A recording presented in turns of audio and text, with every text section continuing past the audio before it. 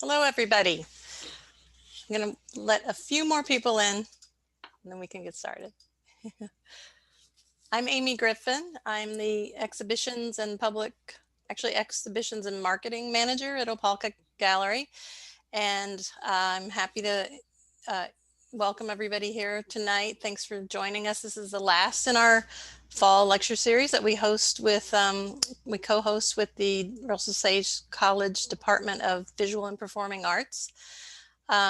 Just a reminder that our current exhibition, Unraveling, is open through December 19th. And we're open from on Tuesday, Wednesday, Friday, and Saturday from noon to 5 p.m. And Thursdays, we're open till 8 p.m. So if you haven't come to see the show, please do. We have COVID safety protocols. Please wear a mask. We have a form you fill out. You get your temperature taken. And there's plenty of space to spread out. So come and see the show in person if you haven't already. I'm thrilled to introduce Christina Tenaglia tonight. I meant to ask you, did I say that right? Yeah. Okay, good. I've been a big fan since I first saw her work at Lab Space in Hillsdale a few years ago, and so we're really happy that she's here tonight. Christina has been a recipient of a purchase award from the American Academy of Arts and Letters in 2018, a New Jersey State Arts Council Fellowship Award for Sculpture in 2014, the W.K. Rose Fellowship in the Creative Arts in 2011, and she's received fellowships for residencies at the MacDowell Colony, iPark, and Catwalk. She has been in numerous solo and group exhibitions in New York and elsewhere, and is currently a visiting assistant professor at Vassar College, living and working in Saugerties. So please help me welcome Christina Tenaglia. Hi, everybody. Thank you for having me, Amy. And I want to say a quick thank you before I forget to Yura Adams for putting the show together. And I'm thrilled to be in it with Joan Grubin and Ruby Palmer. I had to write all your names down just in case I forgot.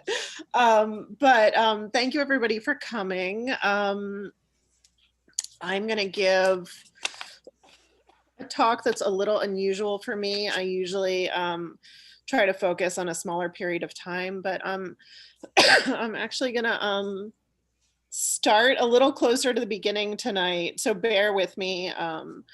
And I actually am gonna welcome interruptions and questions while I'm talking. Please do feel free to unmute yourself and ask a question. I will start by saying that,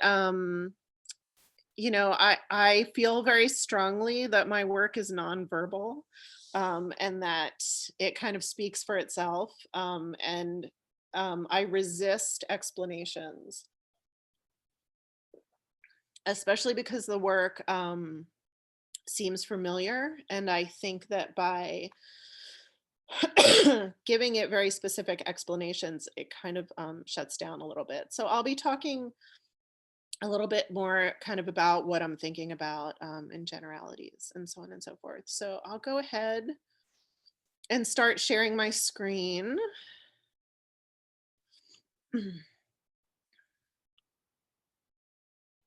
Okay, can everybody see that? Is that working okay? Because I don't, this is the first time I've done it this way. Okay, good.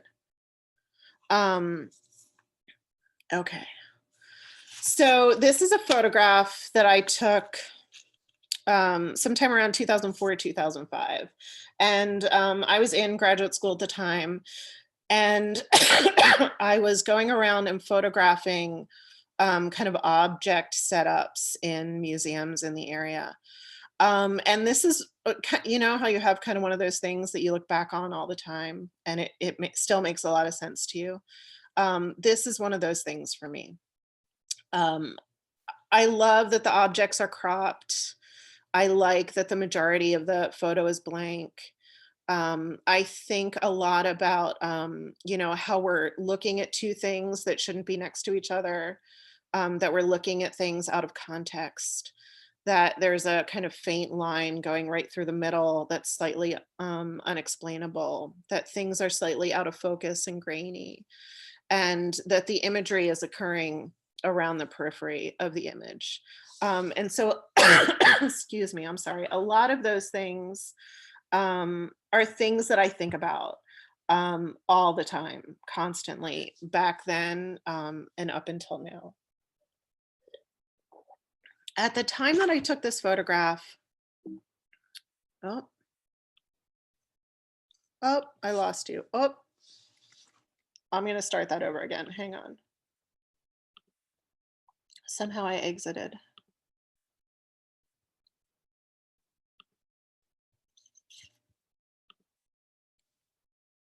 Okay. At the time that I took that photograph, I was working on sculptures where I was trying to recreate the idea of cropping in objects. And I had gone through this period where I was making parts of things, and I couldn't get anybody to understand that they were parts. They kept thinking about them as whole objects. And I probably wasn't doing it very well. But my reaction to that was to kind of reduce everything to the absolute minimum that I could think of that would read as cropped, that would read as a part. And so I went around and, as a poor graduate student looking for materials, I went around to people's yards and picked up branches and trees that had fallen down and started turning those things into these cropped items. And I tried to understand why people could read these things as being cropped and not read an object that I had created as being cropped. And one of the things that I realized was that because despite the fact that I was painting these things, um, they were for the most part still very readable as trees. And we understood what a tree was, and we understood that I had cut this tree down, that I had cut it apart.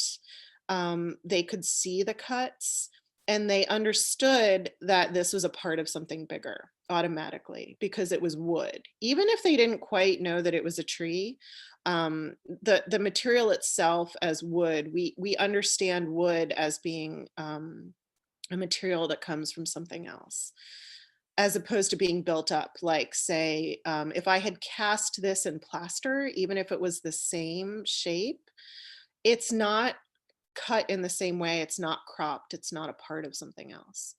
And so I became really interested in that idea of, we understand that we bring our own ideas and understandings with us, but that really became the focal point of what I thought about when I was making these really pared down objects is what do we bring to this object when we're looking at it in order to understand what's happening, as opposed to what am I giving you? And so this is kind of another one of those images that I go back to. It's probably the most simple of these works that I made. And on this one, you can see a little bit more clearly. You can start to see, if you look very carefully, some of the areas of wood that come through. And I had filled some gaps, and some of that filling is popping through, and so on and so forth. So they really do still feel very much like wood when you see them in person. This is the image from the show where those two images are taken from, and you can see how things are kind of all over the place.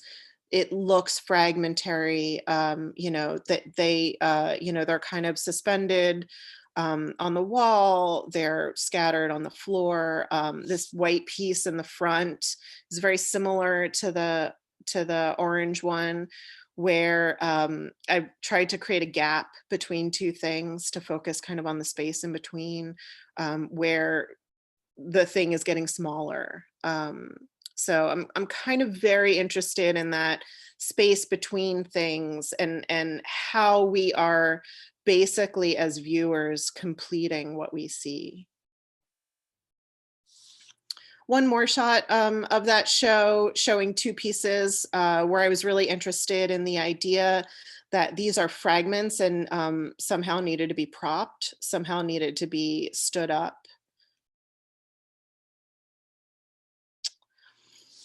And then also at the same time, I was taking these, again, taking photographs of things, but thinking about how to reorient them. And I just absolutely fell in love with these moments in these object cases where we could look at things from underneath, as opposed to seeing them the way we normally see them. And they were suspended in space on these glass shelves. So again, kind of denying their function a little bit, you know, looking at them slightly differently, but also taking them out of context and floating them in a way that that I really responded to.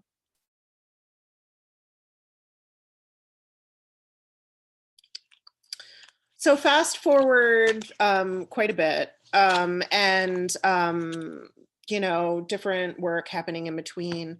And I started kind of on purpose, kind of completely by accident, working with clay for pretty much the first time in my life. I had gone through college and graduate school and all of my art classes, you know, from a kid all the way up, and never worked in clay. And I'm not really sure how that happened. I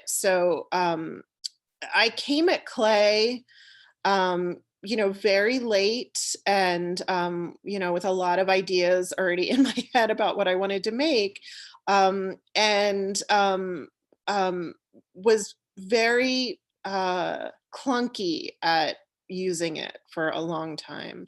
And so I worked really hard and struggled to make these hand-built objects. And unlike the cropped pieces, I wanted these, again, I was kind of returning to the idea of a part, but I really kind of wanted to push that a little bit more and have these pieces play with the idea of function. Partially because they were in clay, I was really playing with the idea, the kind of two ways that clay and ceramics are used. One is, you know, it's been used since ancient times for functional materials, for bowls, for cooking devices, all of those kinds of things, but then also has a very decorative past and present. And so I was really kind of playing with merging those two, the idea of function as well as kind of decorative object, and you know, trying to find a place where they weren't, something keeps happening. Oh, here we go. Where they weren't one or the other. Um, so playing with glaze as well as finishing part of them. This is a graphite as well as a partially glazed section. This is oil paint with some glaze. These pieces, you know, are not real small, but they're not real big. This piece is probably about a foot to 16 inches long. Trying to make them feel like something really familiar, but not quite reaching that point.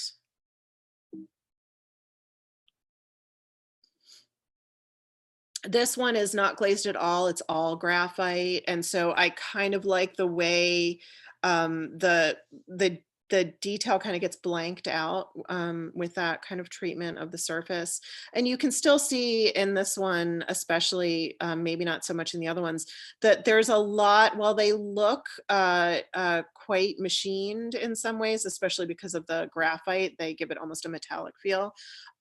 There's a lot of hand building and marks still left on these. So in general with my work, not just with these, they photograph a lot more graphic than they look in person. In person, there's a lot more touch of the hand and scrapes and scratches and all of that kind of stuff. This one was, again, painted fully out of the kiln.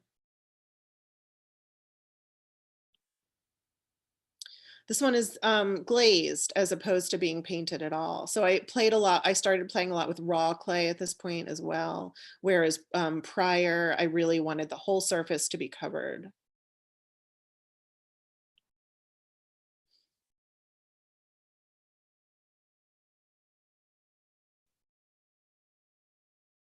So kind of really keeping them slightly enigmatic. And then at this point, I had been in Brooklyn all that time after graduate school. And at this point, I decided um, to start trying to get out of Brooklyn. And so I started a series of, yearly, I would kind of plan my year around trying to get away and go on residencies.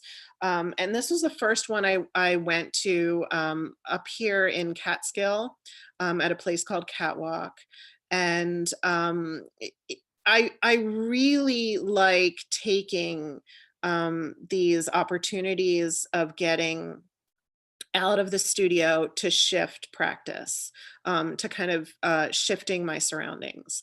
And I am incredibly affected by my surroundings. Even though I make work that you might not think it's not representational, but I am making work that is really about everyday experiences and perceptions. And so every shift in my environment creates a shift in work. So this is a very small residency. It's two people at a time. It's on private property, somebody's house. And the studio that was available to me was an old woodshed, an old tool shed. And there were still a lot of tools kind of propped up and all around. This was the only photo that I could find at this point of the shed, but it was incredible being out in the woods. You would walk down this path that was in the middle of the woods, but it was a mess, and it was the working spaces were not good. Um, but I went out there and knew that I couldn't be working in clay. So I immediately kind of shifted to try also to get away from the very kind of tabletop object nature of the things I had been making. I had been experiencing a little bit of frustration um, with, I think, a dismissive nature at the time of those kind of ceramics in the art world. That has completely shifted in the short time since I made those. And but at the time, um, they were being dismissed because they were ceramic and because they were objects. And so I wanted to try to break that form a little bit, and I started making these kind of carved and constructed built wood pieces. Um, and they were very time consuming, but kind of really enjoyable to be making. And looking back on them now, and I swear I did not realize this at the time, I basically realized that I was making the ceramic pieces on top. And then because I didn't want them to be tabletop pieces, I was basically giving them stilts to kind of prop them up and be able to stand them against the wall in different ways. For example, the kind of gray one in the middle next to the green one, the support structure was on the front instead of on the back, and it was meant to kind of lean inward. But really, I just kind of gave them legs.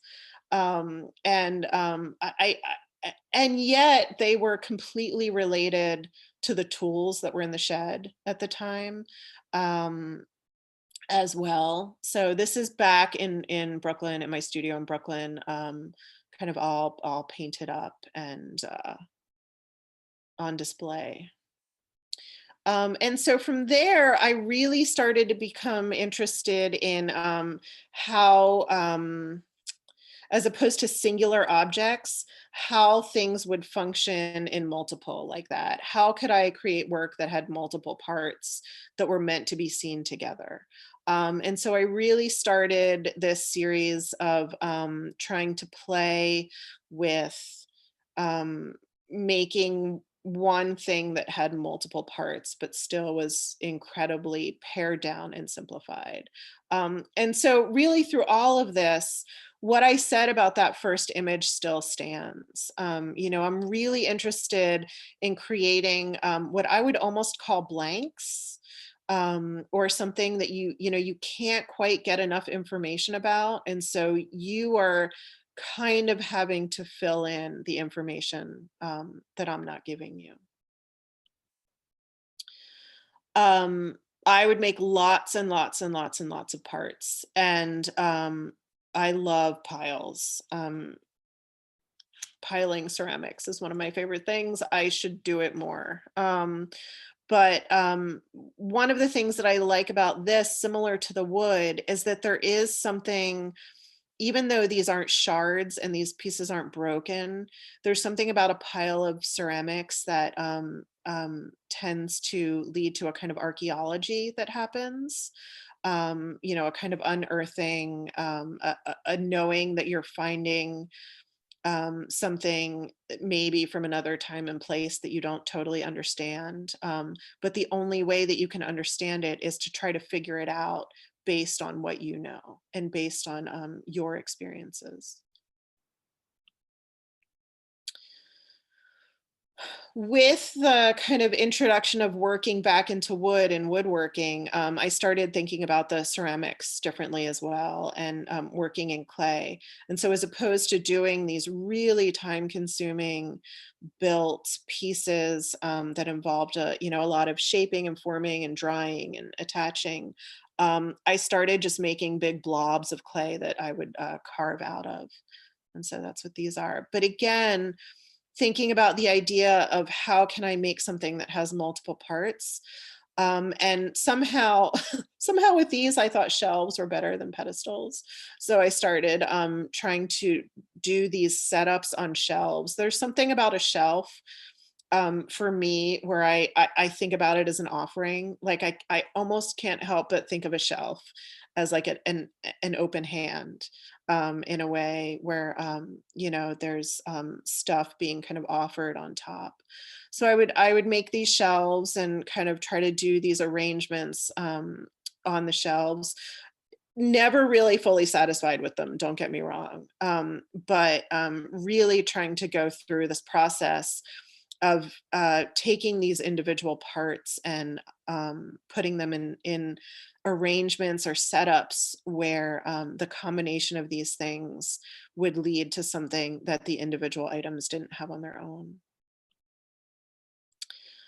Um, I threw this one in because, again, this realization that I'm pretty sure that these are those ceramic pieces, but flattened. um, and and in that sense also shadows, and that really is something that comes into play later on as well. And I made a bunch of these, and again I would prop them on shelves and put them up next to each other, and it's kind of this real flattening of um, and reduction of information from what I would consider to be objects. This is a little bit of an oddity that I made at the same time, that I threw in again, because it's one of those things that I look back on and I'm like, why don't I do more of that? But this is a sterling silver piece that's probably about 16 inches tall. So not small for a sterling silver piece, but I shaped and hammered it down. And then there's a top and a bottom that I soldered together. But again, still playing with that kind of shelf idea, and to a certain extent in this one, almost to the point where the shelf is kind of a smaller version of floor and wall, which is also happening in the previous piece.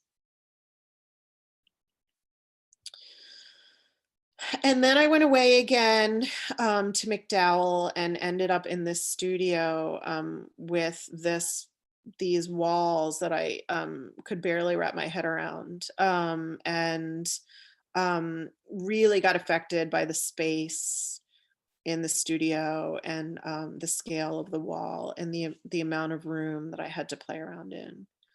And I started, again trying to think more about how I could um, not depend on a pedestal or a shelf, but try to make the base of the work part of the work itself. And so I started playing around with kind of stacking things in a way where they were still stacked and separate, but the base became essential to the piece, part of the piece.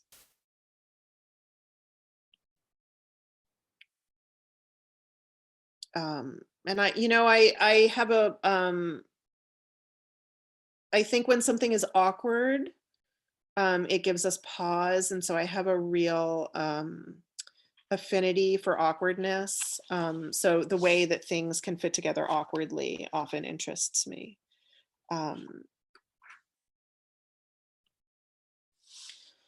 Again, kind of getting rid of the shelf. I mean, there's a shelf present, but it's part of the piece. The piece is attached to it. And then, the scale of the shelf is off to the piece. And then there's something hung on the wall above it. So all of these different ways of trying to combine, um, the way that what I'm considering to be objects, the way that these objects are shown, and how that context affects the way that we see them. This was the first time where I started attaching things directly to the wall. And so few of these pieces still exist, I have to say. But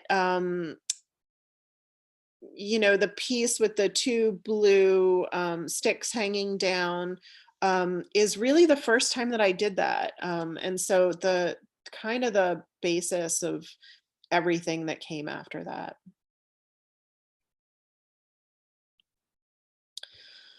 Um, so the thing about being away and out of Brooklyn is that I tended to be much more open to wood. And then I'd get back and there must be like 30 coats of paint on this thing. I just obliterated the wood when I would get back into the city. And the work would become much more covered up in that way.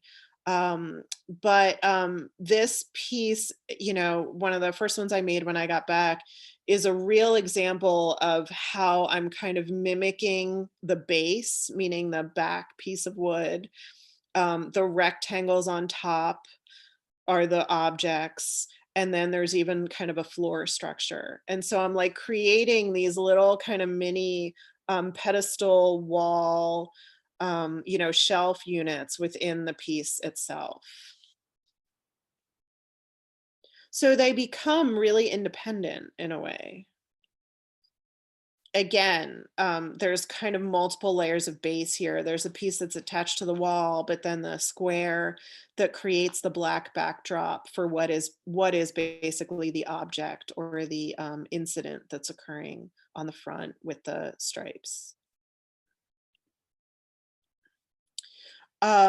This is another one of those things that got like immediately destroyed, but I look back on it and feel like it's a really pivotal moment, because I really started trying to create space where I was creating a foreground and a background, and creating my own internal cropping by blocking what you see behind with what's in front. This was also one of those moments where I learned that I have a really hard time using found materials. They just don't quite sit right for me. So, but the idea of drilling holes into things repeats itself again and again. Again, there's kind of a foreground on a background. There's a cropping that's happening. The base is the, small piece on the bottom with the white circle. And then the object really becomes this kind of crossing structure that's on top.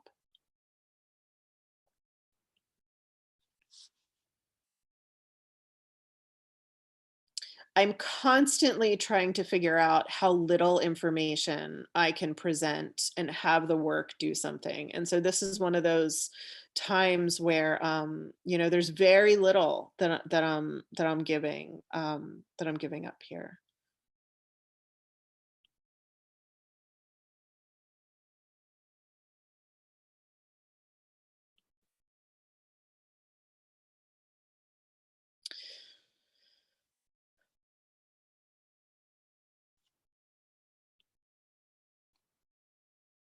I became more and more interested in patterning, and that's pretty much continued nonstop. And the way that when you have a pattern, again, if there's a shape cut out, you kind of you make those connections between the stripes on the bottom and the stripes on top, even if they're not there.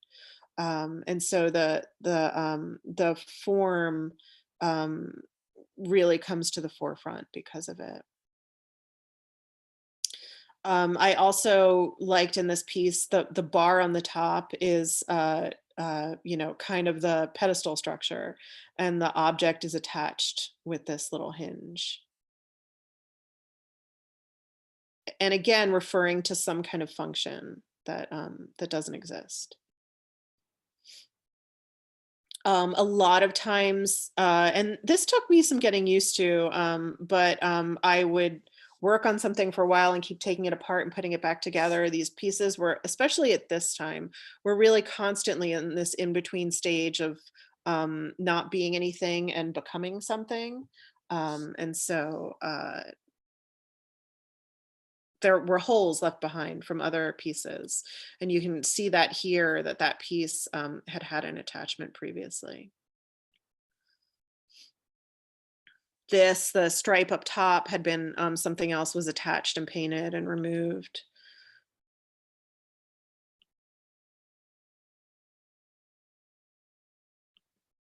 And then at the same time that I was doing those, I was doing these incredibly pared down graphite drawings. And believe it or not, the previous works that I was showing were for me very complicated. And there was a lot going on in them for me. And I needed a break from it. And those would take a really long time. Every decision, because they're pared down, every decision seems so important. And so I was doing these really pared down, just graphite drawings. But for me, these drawings, as opposed to working within the scale of the object, I was considering these drawings kind of vast space. And so I was really working through kind of spatial ideas in these, as well as what I will continue to call kind of situations. And always cropping, always thinking about leaving stuff out. And then I was working in the studio with setups too. So again, constantly going back to this notion of like, so I have these singular things. How can I build on that? How can I start to create these more situational things? And as a way of working that out, I started collaging and playing within the space of the square. So trying to use collage almost as stand-ins for objects to try to build spatial situations.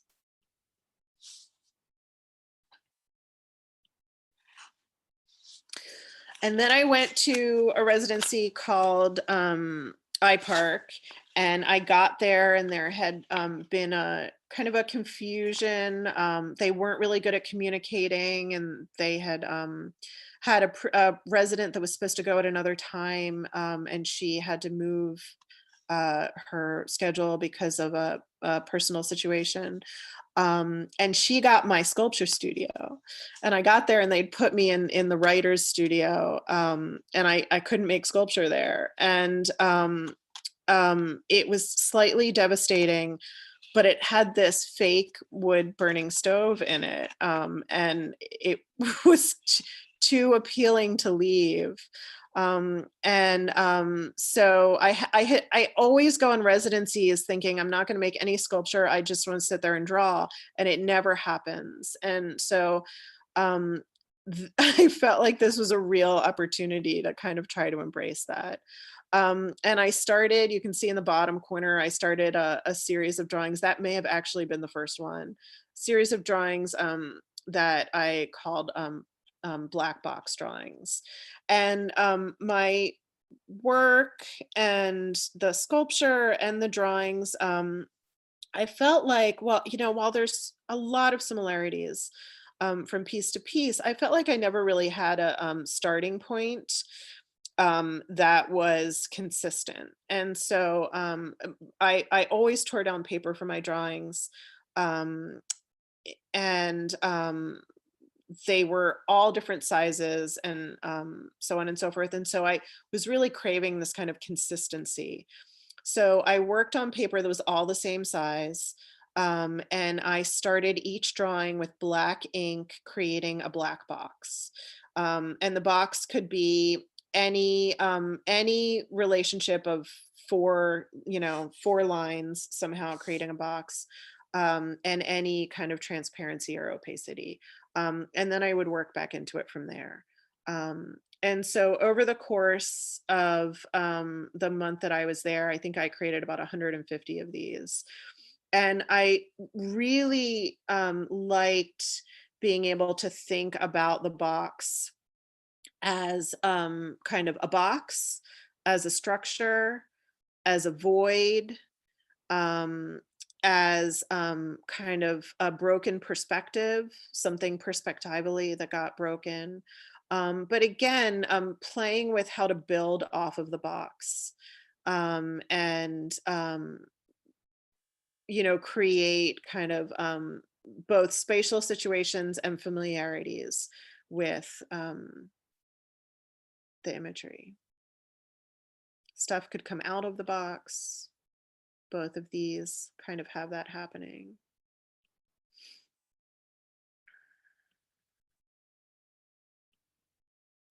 This was the lone sculpture that I made there that survived. And you can see that it's based on a black box.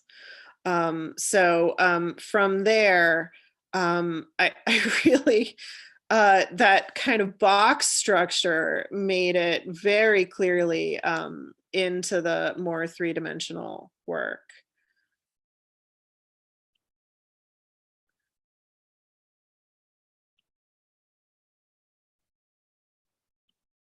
And in a lot of ways, these start to become more a play with the drawing on top than the previous ones, where really the shapes were painted, but there wasn't as much painting going on top as in drawing.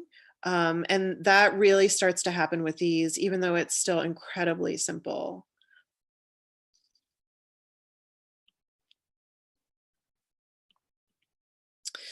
And then Julie Torres invited me to be in a show in this space in Jersey City called Proto Gallery. And this is the largest at the time space that I had ever installed in using these works, and in a way that it counted vertically as well as horizontally. And it really kind of enabled me for the first time to install these works similarly to the way that I thought about, that I was thinking about space in the drawings, where, when we encounter things in the world, we encounter them kind of all over. They're not at eye level, they're not um, in any particular way. And so these are really was the first time where with Julie's help, we kind of and encouragement, because people normally hate when I try to scatter stuff on the floor. But really to be able to put stuff all around, because our understanding of things oftentimes has a lot to do with how we encounter them physically and where they are in relationship to us.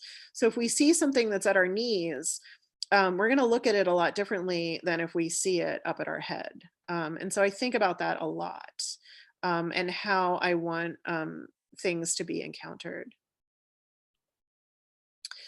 And the day before the opening at Proto Gallery, we moved upstate.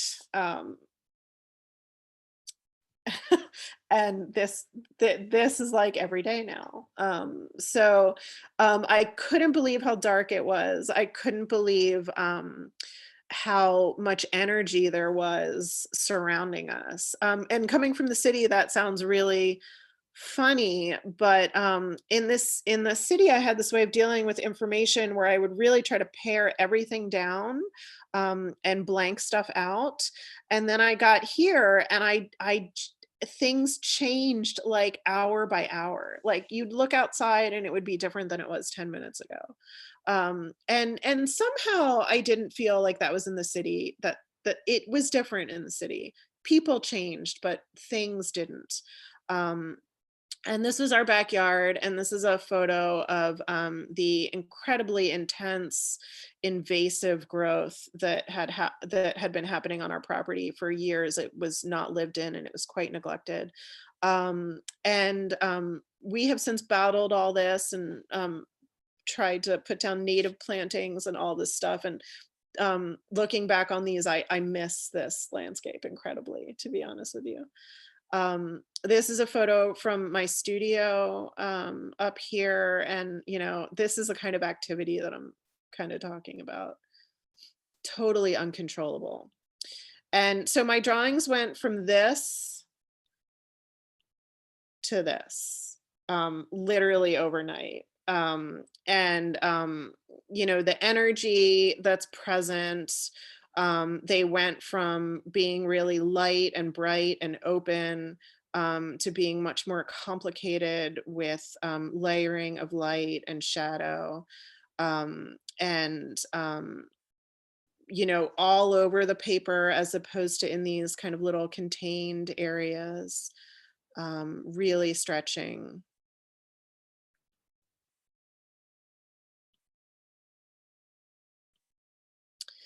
And at that time, I didn't really, I'm going to go a little fast through these because I know I'm talking on and on. But we were working on our studio for over 2 years. And while I was working and making drawings, and we had different studio setups, this was the time, and it might have also had to do with the fact that iPhone cameras were getting better. But I really started engaging again with photography. And these are photos that I normally don't show, that I normally wouldn't share. But I take, some days hundreds and hundreds of photos. This is me cleaning rocks for a show. Um, and all of this stuff, I look back at these, and it all feeds into, these kind of everyday experiences that I try to create with very little language. This is a pile again. Give me a pile any day. This is kind of another pile. This is a pile on the kitchen table. I love photographing. I'll pause TV shows and photograph the screen.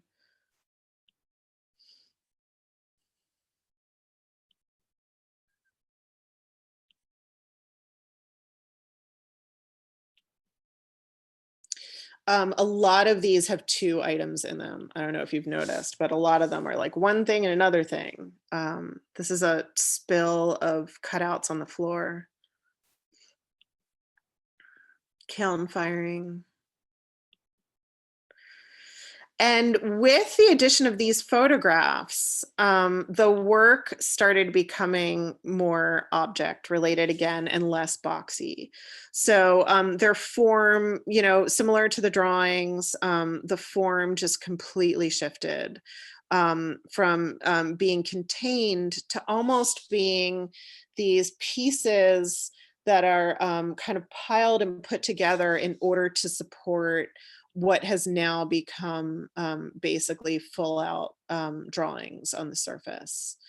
I showed this image because the way that these things look from the side interests me a lot, and it's something that doesn't normally get seen or shown.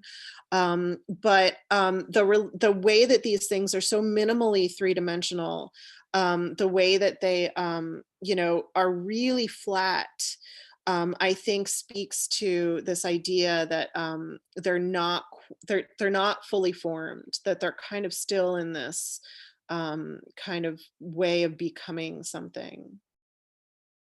again, just really focusing on these painted surfaces, what I would call drawings on top of structures, and playing with how the structure affects the drawing and how the drawing affects the structure. And still creating space within them. So kind of as these little microcosms. The clay, I got really back into clay. This is what happens when I get a batch of parts back from the kiln. I just have kind of all of these parts sitting around with holes in them. A lot of them had a purpose when I made them, and by the time I get them home, I forget what it is. So it's kind of starting from scratch all over again. This was a glaze test that I did that I, pulled out and thought it was done. Again, that kind of floor wall structure showing up again.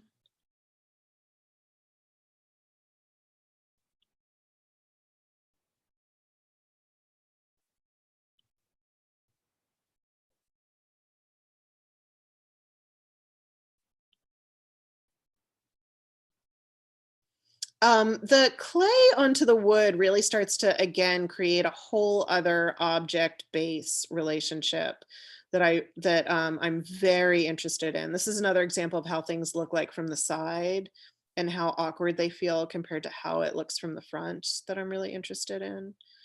Um,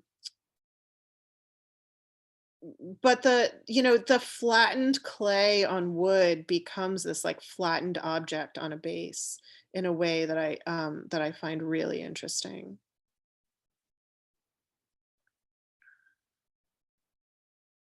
And yet the work from these past 2 years has really kind of um, re-become these objects as opposed to kind of squares. I threw in a couple studio shots here so that you can see how crowded things are. And these are probably not as crowded as usual, but you can see how things get piled. I only have an 8 by 8 foot wall and everything goes up there. And these things don't store well, especially with the ceramic parts. So they stay there most of the time. This is a show from last year, and I threw this in after the studio shot so you can kind of see the difference between what happens in the studio and then when they get spatially installed again. And more, I really consider each show kind of a site specific installation that responds very specifically to the space and to the objects that are shown. And um, it is very often that I will go to a space to install and find that there are certain items that I was sure would be in the show that just don't make it in because they completely disrupt something that starts to happen with the way that the work fits in the show. I love this photo of like the Red Bull can next to the sculpture, and the desk coming in and then the wall drawing coming down. This is the first space where I started doing the wall drawings um, that really were meant to kind of punctuate the architecture, but also create kind of shadows of things that weren't there.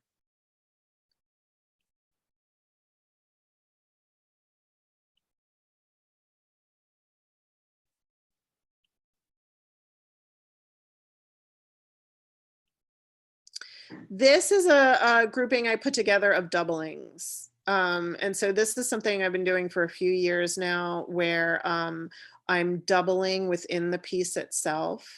And it creates a stutter that I'm really interested in within the work. And then you see them kind of in the room and it creates an additional stutter.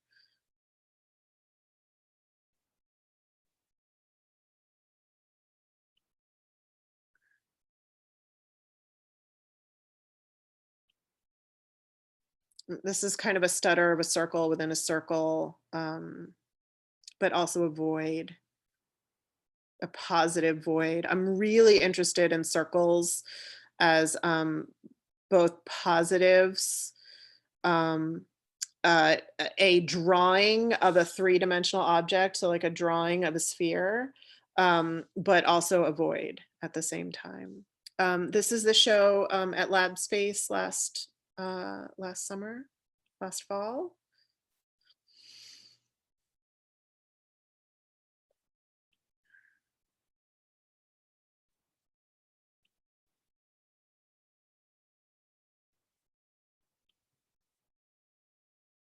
Again, this kind of repetitive doubling going on and on. When there are two of something, it brings attention to their differences in a way that I find really interesting. And then this year, those of you that know me know about the photographs that I've been taking. And I will go through these quickly. There's not that many here. I have taken thousands and thousands and thousands of photographs of walking around neighborhoods. This project got started during lockdown.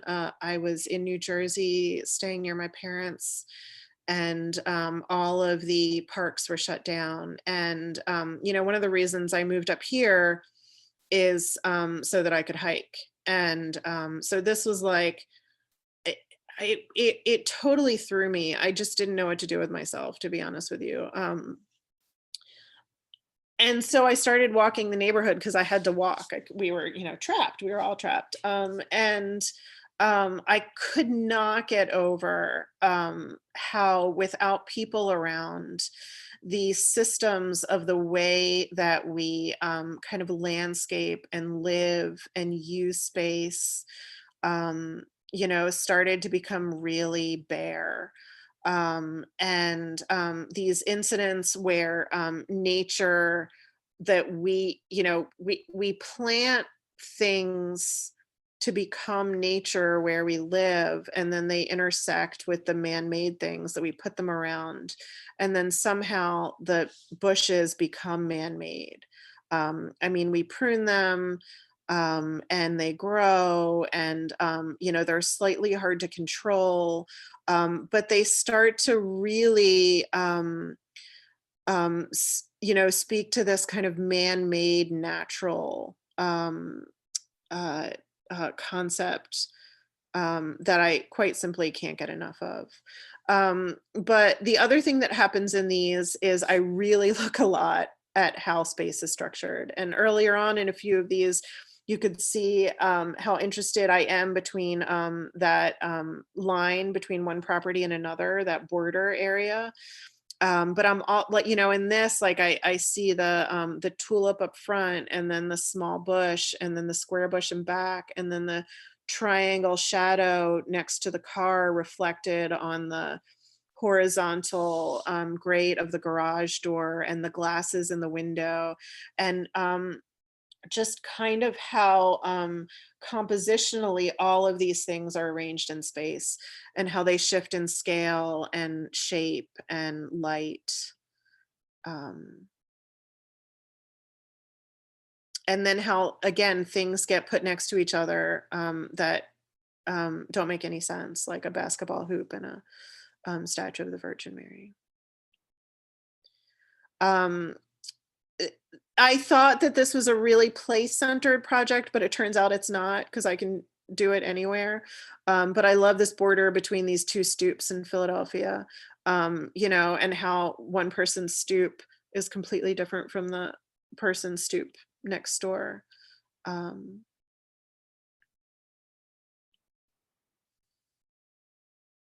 and there's nothing like dead trees next to fake flowers.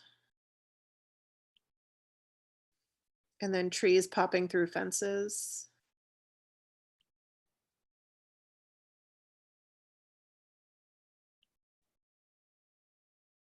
I love in these photographs how, depending on the area, so many of these houses are kind of tethered with power lines. Everything feels so separate and contained, and then all of a sudden reconnected. I like how we use landscaping to try to hide things. and yet it doesn't work.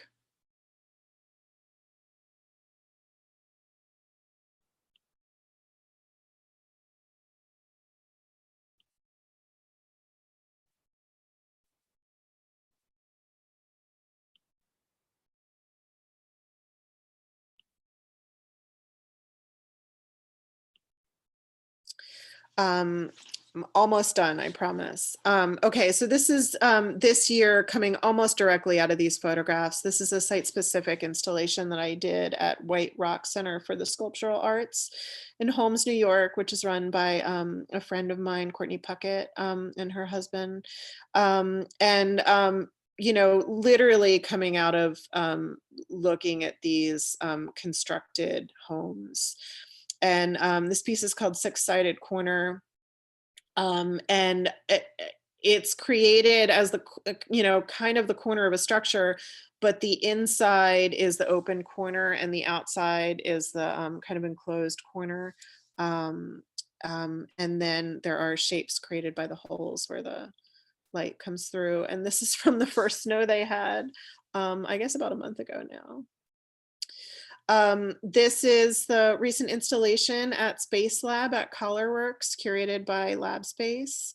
And this is one of the first times where I really created an installation that was meant to be one thing, where all the parts were kind of put together to create really what I consider this one large object put together. And this is using house siding. So again, still very related to kind of the systems and structures that I had been interested in with those photos.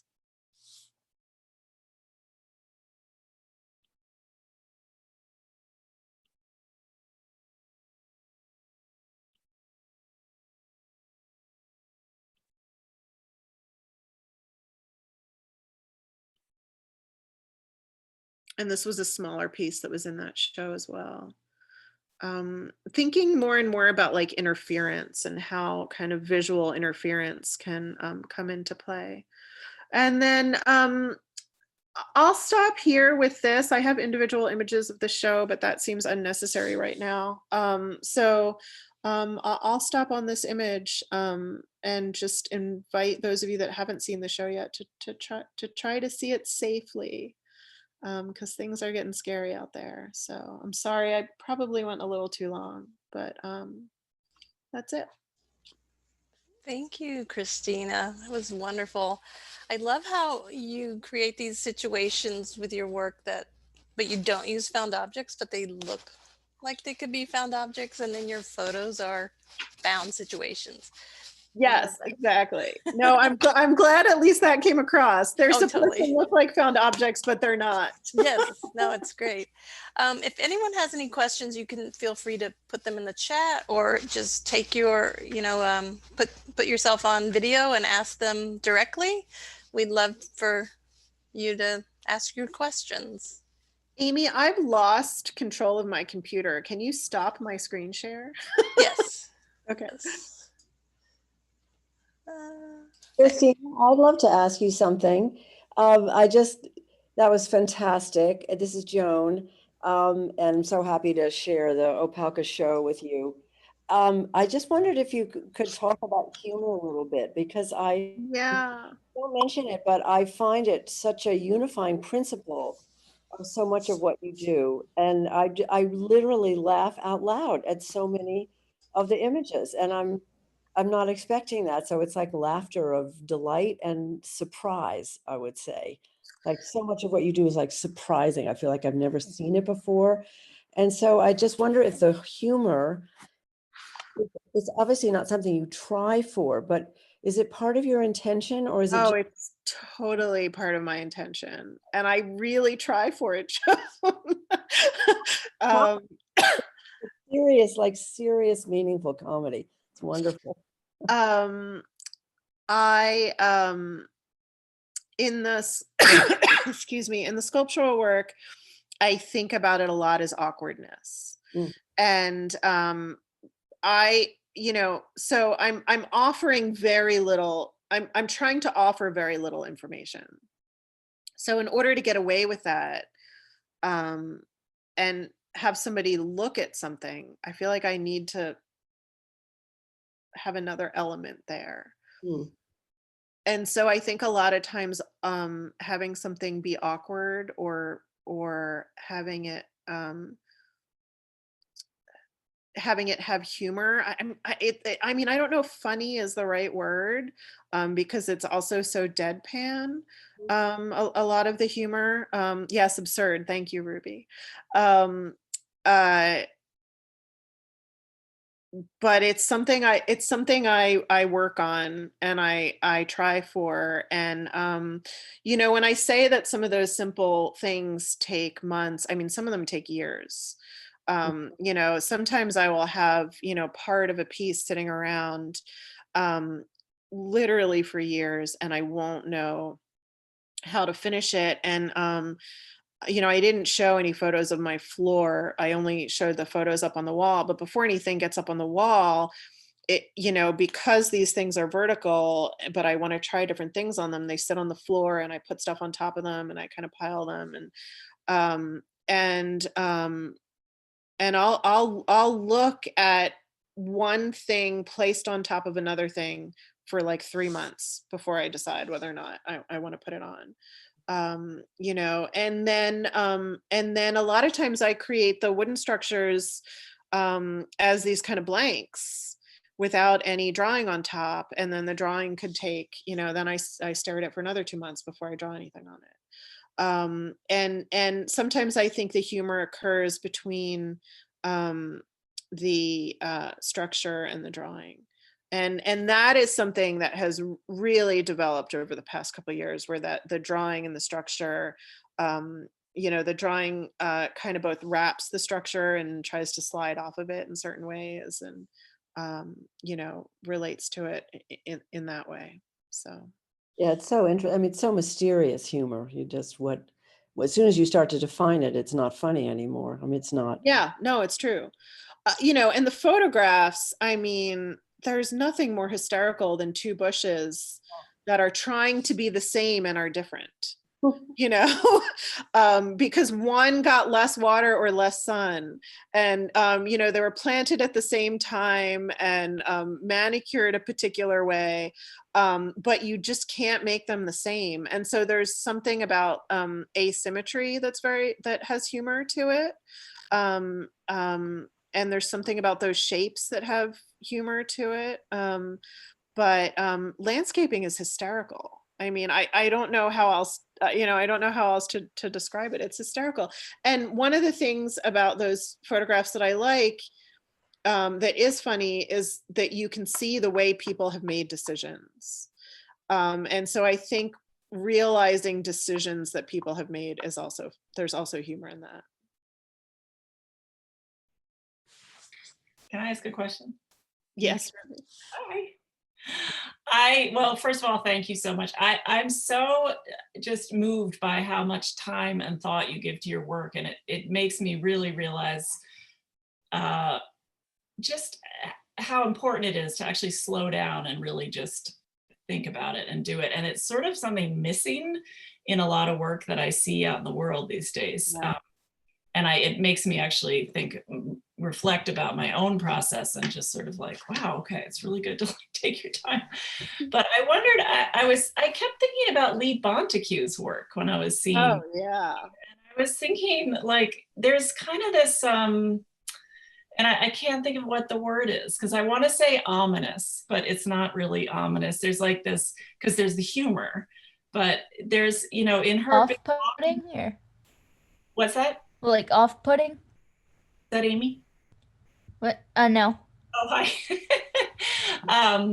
Off-put, well, there's like a futuristic kind of, I don't know, some of the early ceramics with the rubbed graphite, there's sort of this machine quality, which you were talking about. And I just wondered I don't know, if you could talk about that a little bit more. Yeah, I mean, with that work, especially Ruby, there was definitely this a futuristic aspect. It was almost like an archaeology of the future. Yeah, yes. With that work, and I had put it in a show. I mean, one of the things, you know, even with a beautiful space like Alpaca, these installations I have found are incredibly disappointing to document. And I had a whole bunch of show photographs in there and ended up pulling them out because the photographs were terrible.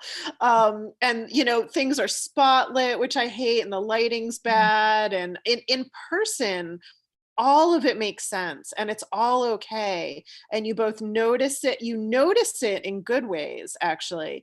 In photographs, because the work is small, you just can't repeat the experience. Like, I can't say that enough. Like, I find the photographs utterly and completely disappointing every time. But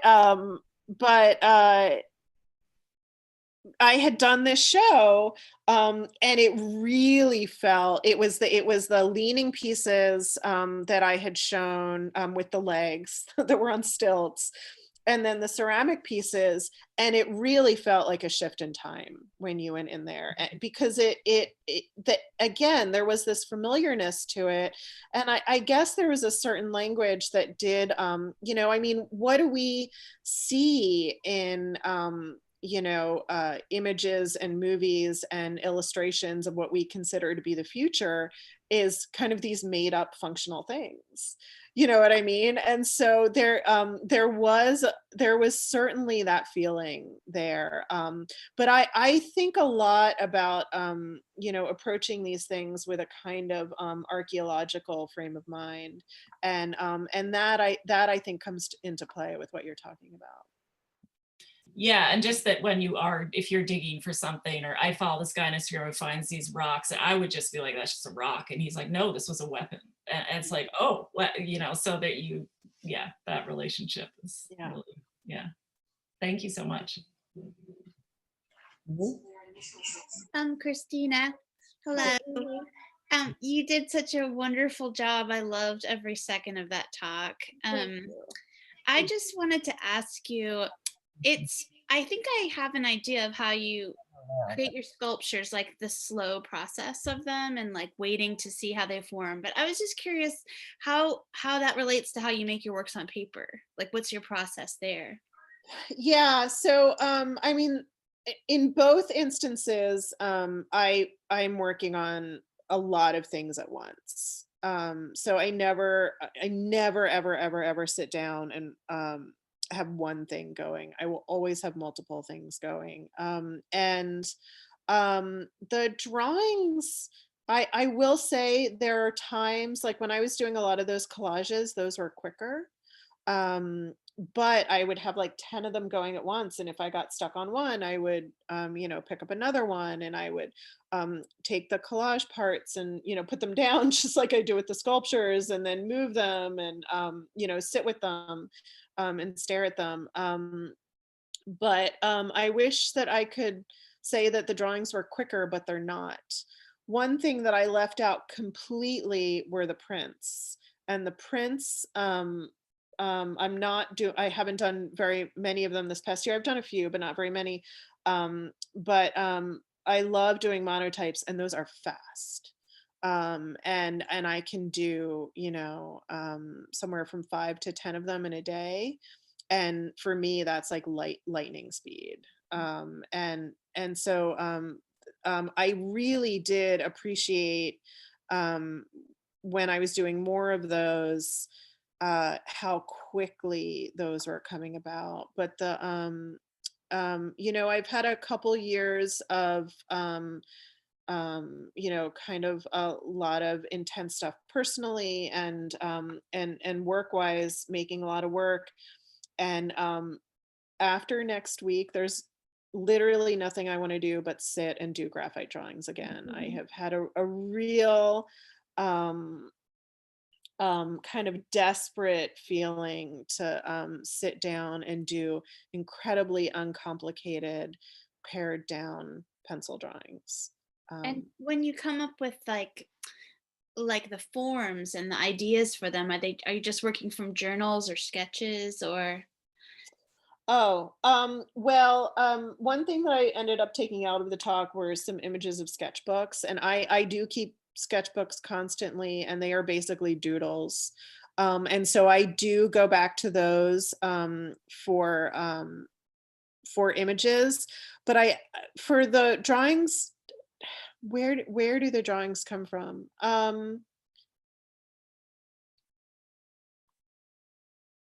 don't know. That's a really good question. I don't know. The sculptures really come from the doodles and the sketchbooks. I think the drawings are different.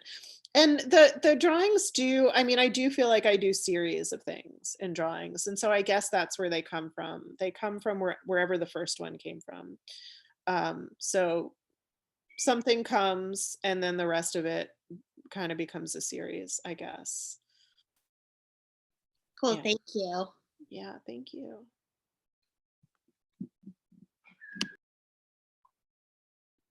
Hey, Christina. Hi. Hi, it's Lori. Hi, Lori. So my question is, the residencies have really catapulted you at various times and helped to evolve the work that you're currently making.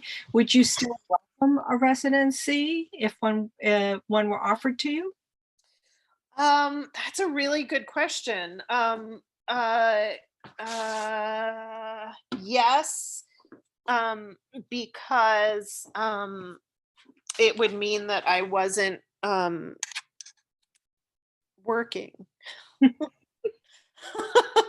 Fair enough. But at the same time, because of kind of how complicated life is sometimes, I don't even feel like I get enough time to do stuff like that at home. You know what I mean?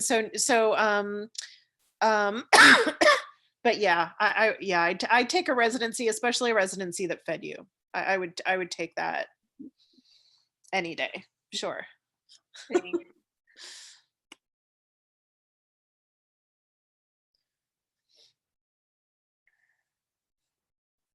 Okay, that might be it, Amy, huh? All right, are there any other questions? Last chance.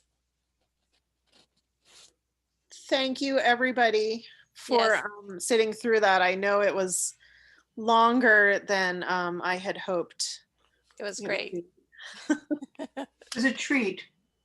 Yes. Thank you. Thank you all for coming tonight, and thank you so much, Christina. Thank you. Thank you, Amy. Thank you, everybody. Good night.